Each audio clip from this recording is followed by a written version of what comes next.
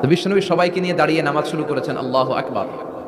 রুকুতে গিয়েছেন, রুকু থেকে উঠে পড়েছেন সামি আল্লাহু লিমান হামিদা। পেছন থেকে সাহাবারা ফিসফিস আওয়াজে পড়েছে রব্বানা ওয়ালাকাল হামদ।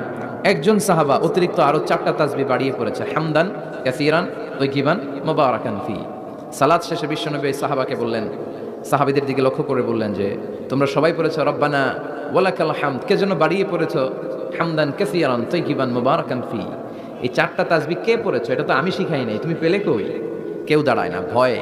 বিশ্বনবী অভয় দিলেন, ভয় পেও না, দাঁড়াও। একজন দাঁড়িয়ে বলল, ইয়া রাসূলুল্লাহ, আমি আল্লাহর তাসবিহ কম কম পড়লে আমার পোষায় না, আমার পড়তে মনে চাই বেশি বেশি, এজন্য আমি নিজ থেকেই 4টা তাসবিহ বানিয়ে পড়েছি। বিষ্ণু বললেন, ভয় পেও না, তোমরা তো দেখোনি আমি সালাতরত অবস্থায় দেখেছি বিদউ ওয়া সালাসুনা মালাইকা, তোমার এই 4টা তাসবিহর যে সওয়াব হয়েছে এই সওয়াবটা 30 জনেরও বেশি ফেরেশতা কে কার আগে আল্লাহর আরশে পৌঁছে দিবে এ নিয়ে আকাশে প্রতিযোগিতা করছিল।